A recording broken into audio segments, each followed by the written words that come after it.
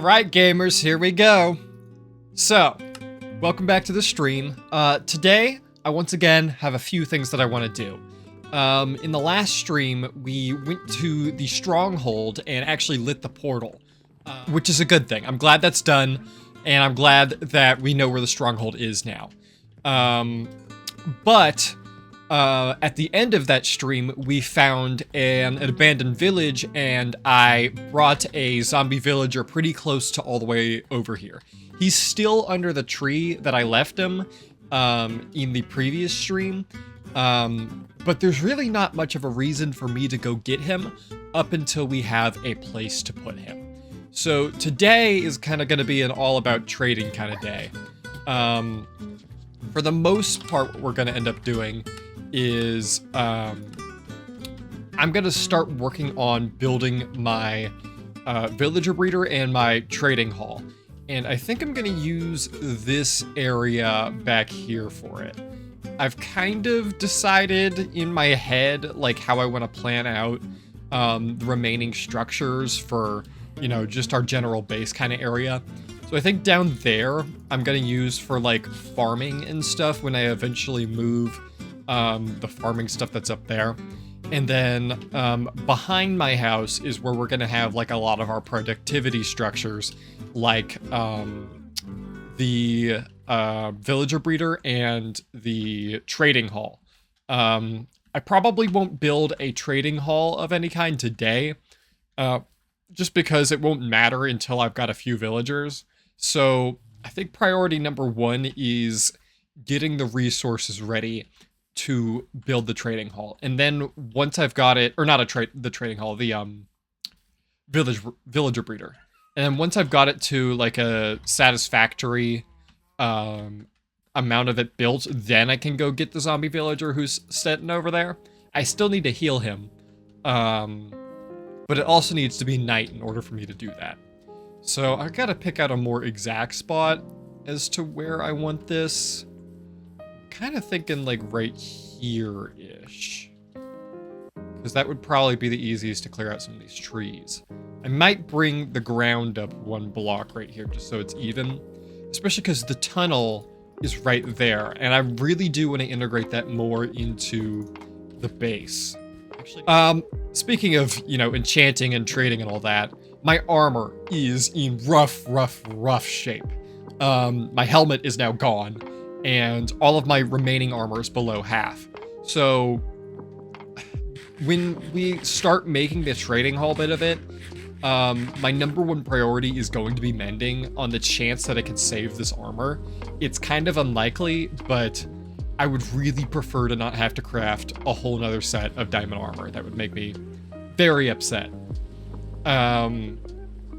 But even when the trading hall starts to get built and the first villagers start to drop down in the villager breeder, it won't even matter for a while because I need the first 4 of them to be stonemasons, because that's going to be my emerald source. And if I don't do that, then the whole system doesn't work. There's no reason to even continue if I don't have a monetary source of emeralds. Let me actually connect this over here. I think that's the area. Everything behind this dirt line, I think, is what I'm going to fill in. And then I'll start tearing down trees and stuff. The villager breeder design I use is an extremely early design, but it still works quite efficiently to this day. And what I mean by that is when the 1.16 village pillage update came out, this was a villager breeder that me and my brother had made, and it just so happened that they haven't patched it in any capacity, even to this day. It still works exactly how it did back in, like, I think it was 2020 was when that update released. And it's a fairly simple structure. Again, what I'll probably spend the most time on is the roof, because it used to just be, when I would build this villager breeder, it used to just be like a box and just be there for functional sake. But after a while, I started like adding detail elements to it so it wasn't horrible to look at. just because it was sitting there. So the roof actually shares a very similar roof design to that of my house. So I'm going to need to go get more deep slate, which, if this was a few streams ago, would have been really not fun to do. But because we now have an efficiency 4 pickaxe, I'm not too concerned with how long it'll take me to get enough deep slate. So I should probably cut down at least this tree and that tree so I've got enough room to build this thing. I'm gonna need to... Yeah, I was about to say I'm gonna need to make a new axe.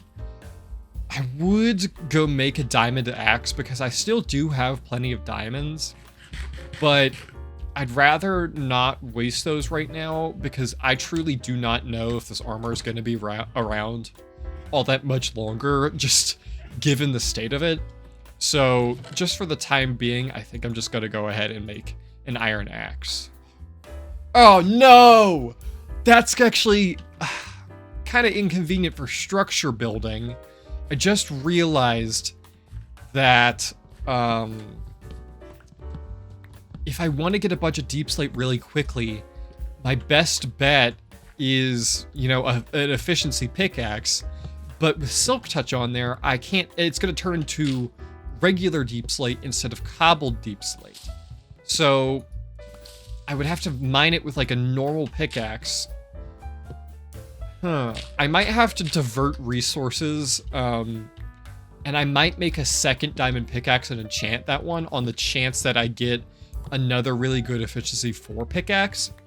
I was already planning on making a second pickaxe with fortune anyway. So I think that'll be worth my time to, you know, kind of prioritize that for this and for a whole bunch of other reasons. You know, I still definitely need a fortune pickaxe if I want to continue to be productive, especially at this point in the game. At least stone's not going to be too terrible to get because of my efficiency 4 pickaxe. I don't really want to use this pickaxe. I've got a spare diamond pickaxe that was my old one up in the chest that I was gonna maybe combine with another pickaxe, but I need to enchant another one anyway. It's just with the durability of this, I don't know if I can justify that. So I might actually have to... I did just find 3 additional diamonds, so I guess I can clear that for now. So I'm gonna enchant another diamond pickaxe and hope that I get efficiency 4 and, you know, it doesn't have Silk Touch. If it doesn't, then, you know, I've got 42 levels, so I can do this a few times before I actually have to go get more XP. Okay, Unbreaking 3. This could be a good one. That's just Unbreaking 3, which kind of sucks, but... keep that, or do I enchant? Let me actually go enchant this other one, because I might just end up combining the two anyway. I only need 1 additional pickaxe. So, you know, if I combine these, then the durability problem goes away, at least for the time being. Okay, I can't do that, so I need to make something I haven't made yet. I need to make a grindstone so I can disenchant items. I'm going to put this down here with the enchanting setup. Just, I think, there for now. I think I'm going to move it later, but disenchant this, enchant it again, and see what we get. Oh, I can't do that. Wait, so is it Silk Touch for both of them? It is.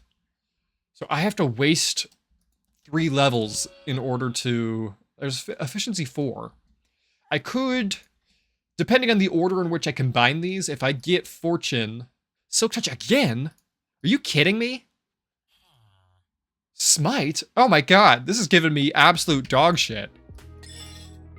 Adamant that I do Silk Touch. That's actually a phenomenal pickaxe, but it's identical to this one. I want to keep one. Okay, efficiency 4 on its own. Okay. I wish this wasn't the pickaxe that had efficiency 4. But if I disenchant this one, then enchant it again, hopefully I get fortune. It's a giant waste of levels on my part. Like, that's maybe one of the biggest wastes of levels I've ever done. I think what I'm gonna do is gonna combine this with one of the other two to get efficiency 5.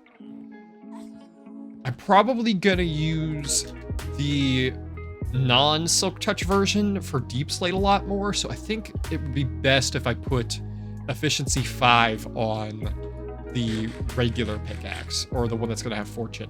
I actually need to make an anvil. I haven't made one of those this world yet.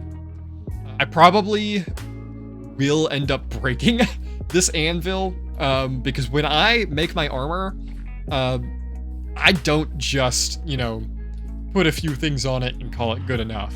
I go all the way. I make the best possible version of the armor that I can. And it's interesting I say that because I think pre-Dragon today, we're not going to be prioritizing netherite. I think that will be a post-Dragon activity. If you think about it, you never needed netherite in order to kill a dragon. I mean, diamond was always the highest there was for many, many years. And, I'm good enough at the game, just like on my own, to the point where I feel confident enough, even in hardcore, that I could beat the dragon using just diamond armor. I will enchant it quite a bit, which will help, but it's just not necessary for me to go all the way to netherite for right now. So, okay. Combine these two. It's the order. Okay, it's 13 that way, 7 this way.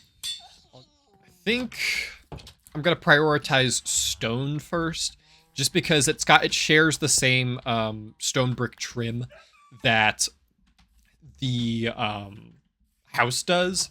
I'm actually going to make another stone cutter, just so I have one to bring. I don't want to take out the one that I have dedicated for my house. I think I'm going to start right here. And it shares like almost the exact same dimensions as this lower section of the house. There's like a 5-block gap between each set of kind of stone bricks. So that's one there. That's one there. I've really been trying to prioritize depth in my builds a lot more. And I've discovered that this kind of style I have that unifies all of my builds gives it just enough depth to the point where it's like, kind of nice to look at. I've definitely, in recent years, been a little bit more of a stickler about how my builds look. I used to just be kind of functional build guy, but now I want my functional builds to look nice, which is just something I didn't do previously at all. That is where I end up putting my prison-like door, because I've got a two-way basically one-way entrance, or kind of like, it's almost like an airlock, how it's got like, I put a fence gate and then an iron door on it, just for like an extra level of security and making sure it's not as easy for the villagers to walk out of it. Get some of these pillars kind of built here. It's going to be extremely obvious once this gets to a more built point how it shares the same design elements as the actual house does, but yeah, I will need to carve out the floor here because that's all going to be dark oak planks, just like the house is. And this doesn't have any kind of basement, so I can just make this slabs and conserve the wood that I've got. That one tree that's sitting there is probably going to be more than enough for me to make this floor, because that's the only element I think that this structure has of dark oak anyway. When I first start setting up my villagers, even if I don't have like a trading hall build, I'll use this lower chamber to, at least prioritize the important villagers, like mending. Kind of use it as like a weird pseudo trading hall in the time between me building an actual trading hall and me needing like important enchants and stuff. But it won't be their permanent home. I probably should explain a little bit more about how this farm is constructed, but there's a lower chamber where the baby villagers drop down, and then grow up in here. And then there is an upper chamber with 2 farmer villagers. So I need to make some composters at some point. It takes 6 composters, and there's a little farm up there that, you know, just helps them do their jobs and be productive in the parental chamber, we'll say. There's trapdoors that are under a 1 block gap, so like the 2 adult villagers, they can't actually fall down, but the baby villagers can. And it's surprising that it's kind of a by chance thing that the baby villagers actually don't stay up there long enough to grow up, but it's pretty I think I've made this structure maybe 10 times, and I can only remember one specific world where one of the baby villagers got up there, or stayed up there when he grew up, and he became a farmer, which was fine, I guess, but kind of weird. And yeah, so the two farmer villagers are going to be the ones that I've already got. So the guy that's just like trapped in this box, and then I can finally tear down this ugly piece of nonsense. And the other, you know, I still have to heal the zombie villager who's about 200 blocks away still. I do think I've been pacing this very well, though. I've got 15 episodes up on YouTube now. And I think I've made a reasonable amount of progress. The one thing I'll say is that I'm not trying to speedrun. If I was, I could have been in the end right now. Clearly, I would have been in the end right now. I've already got the portal lit, but I'm really just trying to. The end goal of this stream is just to see how long I can go. And if I play it by rushing or by speedrunning, that's not going to happen. I risk my life very frequently in that playstyle if I was to try and do that, but that's not the goal. What I don't know is, I've already decided that I will have like a second season that'll be like post-dragon and everything. And I'll definitely do like an ancient city, I'll definitely fight the Wither and everything. But I don't know how much further I'll go beyond that. I don't know if it'll just be I make like structures just to make them, or once I've beat all the bosses and everything, if it'll end there. But also, I guess that depends on whether or not I die. So my efficiency 5 pick is the Deep Slate one. Why did I do that again? Oh, right, Deep Slate takes longer than mine, so this is that probably was the right case, but I'm so used to being able to like instant break stone. A lot of people don't understand that the advantage to having efficiency 5, it's not visible over efficiency 4 unless you have a haste 2 beacon. If you have a haste 2 beacon, you can break stone in the overworld as fast as you can break netherrack in the nether with like efficiency 3. It's wild, and at some point here, I may actually try and prioritize making a beacon so I can get emeralds really fast. That actually begs the question, do I fight the Wither before or after the dragon? Because I can definitely take on a Wither, but the reason I would do that would be to help me enchant my armor by making a beacon so I can get a bunch of stone really quick. But fighting the Wither is also a task that I would prefer to do with already enchanted items, so I would really have to be careful about how I fought the Wither if I was to do it that way. I'd probably have to fight it underground or something.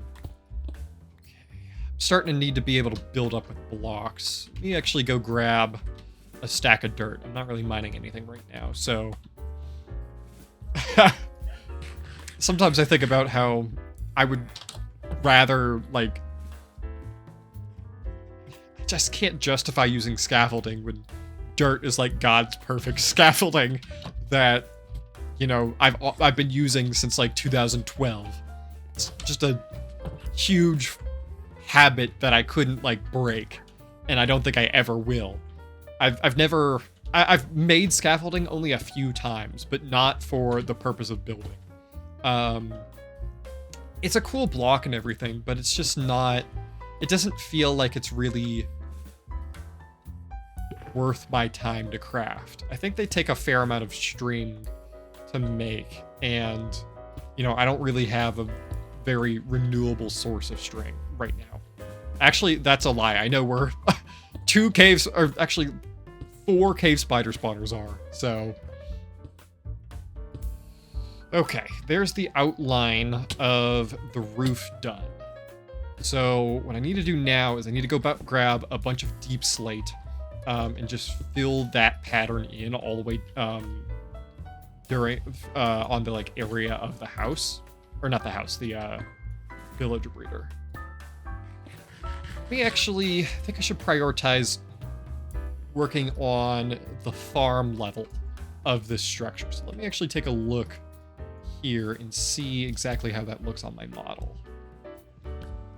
Actually, I don't even need all that much oak because a significant portion of the second floor here is actually dirt to set up the farm. Like this, and then I fill in the rest with dirt, except for the middle block. Yeah, that's right. And so these kind of open grooves on the side are where the baby villagers are going to fall through to the containment chamber. I do need to make a bunch of trap doors because those are there. Villagers and other mobs, for whatever reason, identify trapdoors as a solid block, which is why instead of avoiding the hole, they actually just go straight towards it. And that's what actually makes them fall down into this hole. So I need to do that to the other side as well. And then I need a trapdoor because the water is going to go there. I always forget that trapdoors just take so much wood. Like, that they're a 6-block item instead of, like, a 4-block. And then I'm always like, where is all my wood going? And it's because I use them on trapdoors for details. And then put this there for now. Now I can go up there. I'm going to have to go grab a hoe and then get this farm ready. I need to make 6 composters, which are going to go on the edges of this upper chamber here. I think composters are all slabs to craft, so I can make that out of any wood. So there's the farm. I need to put wheat seeds in here. I think what I'm going to do after I put the wheat seeds in there is I'm going to go get more deep slate, because I don't exactly want to put the walls up yet until I can exactly see where the roof is going. Because a lot of times I'll build the walls too high or something, and not realize that it like cuts into the roof when I'm like just trying to get a structure done real quick. So I think I'm just gonna work on filling in the roof for now, up until I'm ready to finish the walls. So let me go grab a bunch of deep slate. I'm gonna clear my inventory out some. You know, I need to make sure that the adult villagers stay on this level. So I need to put a kind of a barrier right here. And I like to make it out of stone bricks. There's no real need to do that, but I just like to, you know, put design wherever I can, even though it's this weird floating structure. Might actually put chains on this, which I've never done before, but it would make it look a little bit less awkward. Chains did not exist when this farm was first formulated, as far as I'm aware.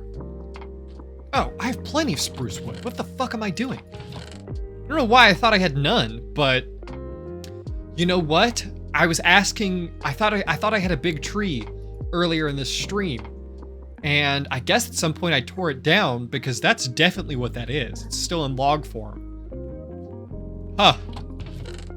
I don't really have much of a memory of doing that, but considering the tree is no longer there, and there's an unexplained amount of spruce wood in my chest, I think we can all kind of determine what happened there. Yeah, deep slate's so much easier to get when you got efficiency 5 by like a ridiculous amount. I've already got a stack. That would have taken me, I would still be mining. I'd probably only be at like 45 or something right now.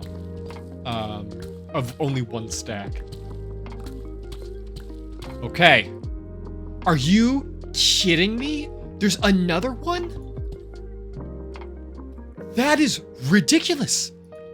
That's cave spider spawner number 5.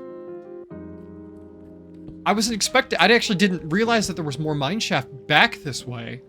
So that's good to know that this is here. I'll have to explore this at some point. See if I can find some more diamonds and stuff. I had no idea that there was more mineshaft back this way though. That's obscene though. That's like either the 5th or 6th cave spider spawner I've found in this mineshaft. I've never seen that many ever. I can't even keep track. I'd have to like actually go back and look at all the streams or like find the areas that I've blocked off, and I'm just not about to risk that, so. Okay, actually, I need to make some more deep slate tile stairs. I'm gonna split these first, and then turn this into deep slate tiles, and then I think I'm gonna turn the remainder of these into tile stairs. Yeah, that gives us roughly a stack of both of them. So one of the best parts about this roof is that because it's stairs on top of these solid blocks, none of this is a spawnable space, so I never need to worry about lighting up the roof itself. Okay, so put a solid block there. Need 2 more slabs, and then that will be it for the roof. It's definitely the quickest that I've had a deep slate roof of this size completed. It's about as big as both of the 2 roofs on the primary house are combined, so it's nice that efficiency just makes it all that much easier. Oh. Awesome. Okay. The roof is done, and I need to go get some glass to make the chamber operational. It's basically already there, but if I don't put the glass in, they are going to be able to escape, which is something that we don't want. I've used stained glass before, but I think for the sake of just getting this done, I'm going to just use normal glass, and then maybe do that later. It's just not something that I'm really kind of wanting to do at the moment. I just want to get this done and get the villagers all situated, and then maybe I'll swap out the glass later. You know, it's not the biggest deal in the world if I have colored glass. You know, I also need to, so I really need to prioritize filling in the upper level because those are the only villagers I have. But I also need to make sure that this lower level is filled in for when we get our first baby villagers, just so they can't, like, you know, escape when I'm not even realized that they were there. These side panels are going to match that of the house, but I don't really feel like adding all that detail right now, especially because I just need to prioritize getting the rest of the house done. I thought I had more glass panes than that, but I guess I'm wrong. I mean, I know I've still got sand up there, but... And then I actually am going to leave one of these open for now, just so I can actually get the villagers up into this area. There's no reason for me to ever open up this top area again. So, you know, I just need to seal it in. There's not any reason to access it. I guess I could probably trade with the farmers a little bit, and sometimes I have done that in the past, but it's just not really been worth it for me. So I'm going to leave this one open for now. And with that being said, I can actually go ahead and transport villager number 1 into the chamber.